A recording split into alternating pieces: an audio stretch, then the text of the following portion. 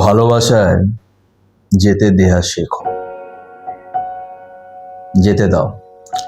সে যখন যেতে চাইছে তাকে এবার যেতে দাও। দেখো, এই কথাটা বলা আমার জন্য অনেক সহজ হয়তো, কিন্তু এটাকে ফলো করা আমি জানি খুব কঠিন। কাউকে যেতে দেয়াটা এত সহজ নয়। অনেক স্মৃতি, অনেক কথাবার্তা, গল্প, সাথে ঘোরা, একে অপরের সাথে বেস্ট টাইম কাটানো, দিনের শেষে তার সাথে বসে কথা বলা, নিজের মনের কথাগুলো শেয়ার করাই, সব কিছুকে সাইডে রেখে সেই মানুষটাকে যেতে দেয়া খুব কঠিন। তার এক একটা কথা মনে পড়ে, তাই না? এটা সহজ নয়, কিন্তু একটা জিনিস আমাদের বুঝতে হবে যে লাইফে নাথিং ইজ পার্মানেন্ট। যেটা আজ আছে সেটা কাল থাকবে না। This is the reality. এটা রিয়ালিটি, এটাকে অ্যাকসেপ্ট করতে হবে। Nothing is permanent. আজ যে দুঃখটা তোমার জীবনে আছে সেই দুঃখটা কাল থাকবে না। ঠিক তেমনই আজ যে খুশিটা তোমার জীবনে আছে সেটা কালকে থাকবে না। যে তোমার জীবনে এসেছে সে আজ নয়তো কাল যাবেই।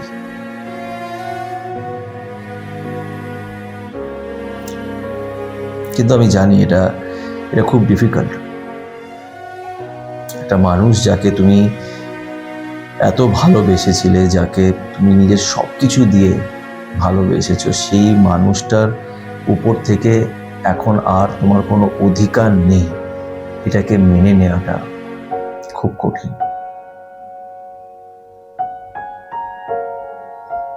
গত সপ্তাহে একটা গল্প তোমাদের সাথে শেয়ার করেছিলাম। একটি মহিলা যার বয়স 42, উনি একজন ছেলে যার বয়স 27, তার সাথে তার রিলেশনশিপ হয়। 3টে বছর তারা বেশ ভালোই সাথে সাথে কাটায়, খুব ভালো চলে তাদের রিলেশনশিপ। ছেলেটাও খুব ভালো, এমন নয় যে মহিলাটাকে চিট করেছে, কিন্তু মহিলাটা জানতো যে আমার বয়স 42, ওর সামনে একটা পুরো ফিউচার পড়ে আছে, ও কতদিন আমার সাথে থাকবে, তাও 3টে বছর থেকেছে। আমাকে মহিলাটা বলছিল যে দাদা, 3টে বছর সত্যি আমাকে লাইফের বেস্ট গিফট দিয়েছে। অনেক ভালোবাসা, কম্প্যানিয়নশিপ, একটা ভালো পার্টনার যার সাথে ও আমার চেয়ে বয়সে ছোট কিন্তু অনেকটাই ম্যাচিওর, তাই আমার মনের কথা ওর সাথে শেয়ার করতাম, ও শুনতো। আমাকে বলতো যে তোমাকে আর আমি কি বলবো, তুমি তো আমার চেয়ে এত বড়, আমার কাছে তোমাকে বলার কিছুই নেই। কিন্তু তা সত্ত্বেও যে ও যে আমার কথাগুলো শুনতো, এটাই আমার জন্য অনেক ভালো সময়ের সাথে কাটিয়েছি, অনেক স্মৃতি। এই সব কিছুকে এবার যেতে দেওয়াটা খুব কঠিন,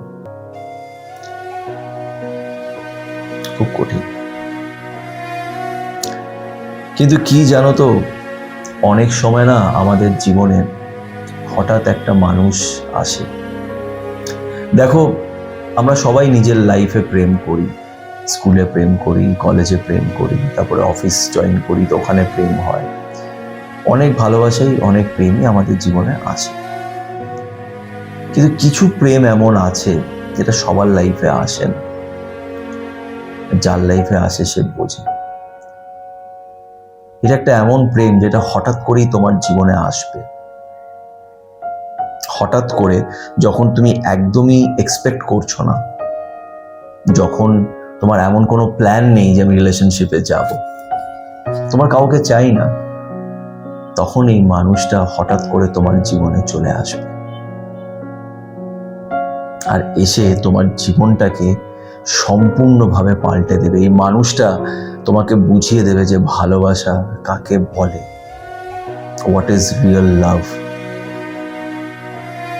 তুমি এই মানুষটার সাথে রিলেশনশিপে যেতে চাওনি, কেন কি তুমি জানতে যে এই রিলেশনশিপে অনেক চ্যালেঞ্জেস আছে, অনেক স্ট্রাগল আছে, তোমার দরকার নেই।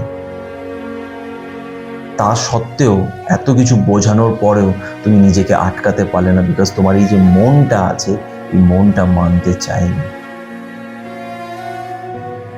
তোমার এই সোল, সেই সোলের সাথে, ওই মানুষটার সোলের সাথে কানেক্টেড।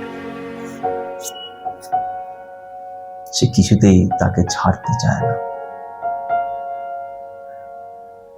তুমি তার প্রেমে পড়ে গেলে, সেও তোমার প্রেমে পড়ে গেল, আর এই মানুষটা আস্তে আস্তে আস্তে তোমার জীবনটাকে পাল্টে দিল।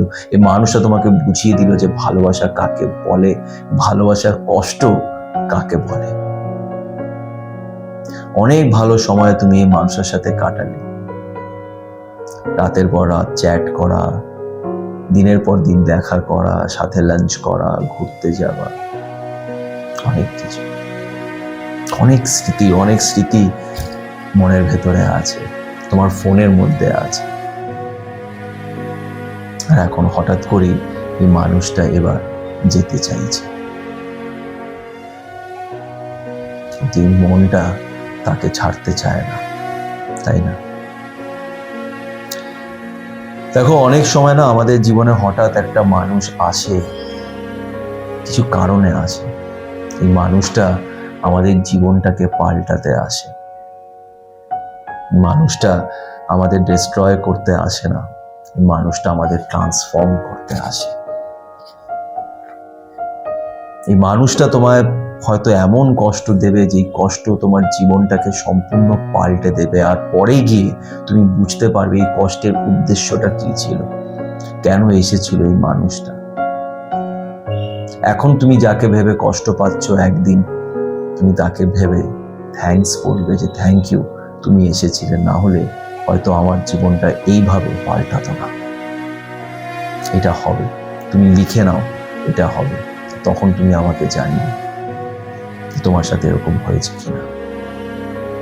কিছু মানুষ আমাদের জীবনে না আসে একটা সোল পারপাস নিয়ে, তাদের উদ্দেশ্য থাকে, one of the sole purpose থাকে যে তার থ্রু তোমার লাইফটা পাল্টানোর কথা। তাই জন্য সে এসছে, সে আসবে, তোমার জীবনটাকে পাল্টাবে, আর তারপরে যখন তার কাজ শেষ হয়ে যাবে তখন সে চলে যাবে। হ্যাঁ, এই চলে যাওয়ার কথাটা ভাবলে গা কেঁপে ওঠে, মন ভারী হয়ে যায়, চোখে জল চলে আসে। কেন কি কাউকে যেতে দেওয়াটা কখনোই সহজ নয়, কেন অনেক স্মৃতি আছে, আমরা মানুষ, আমাদের মধ্যে ইমোশনস আছে,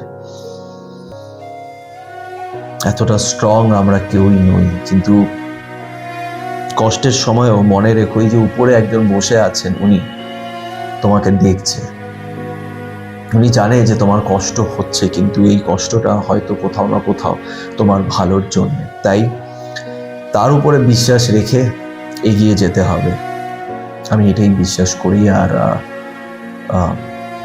আমার মনে হয় যে উনি আমাদের খারাপটা কখনোই চাইবেন না।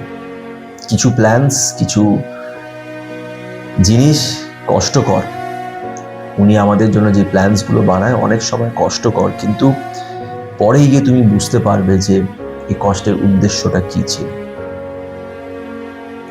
তাই সবসময় তার উপরে বিশ্বাস রাখো, আর মনে রেখো যে তুমি একজনকে ভালোবেসেছো, যেটা সবাই আজকাল পারে না, মন খুলে সবাই ভালোবাসতে পারে না। ভালোবাসা এমন হওয়া উচিত যেটা আনকন্ডিশনাল হবে, যে ঠিক আছে, কোনো চাওয়া পাওয়া নেই, মানুষটা যেতে চেয়েছে তাকে যেতে দাও, উইথ রেসপেক্ট তাকে যেতে দাও, তাকে ধরে রেখো না। তার কাজ এখন শেষ হয়ে গেছে তোমার জীবনে, তাকে যেতে দাও। তার সাথে কাটানো দিনগুলো নিশ্চয়ই মনে পড়বে, নিশ্চয়ই সেগুলো তোমার মনের ভেতরে থাকবে, কিন্তু এক সময় গিয়ে আস্তে আস্তে সেই কষ্টটা চলে যাবে, এটা হবে। যেটা বললাম, নাথিং ইজ পার্মানেন্ট, না কষ্ট, দুঃখ, না খুশি।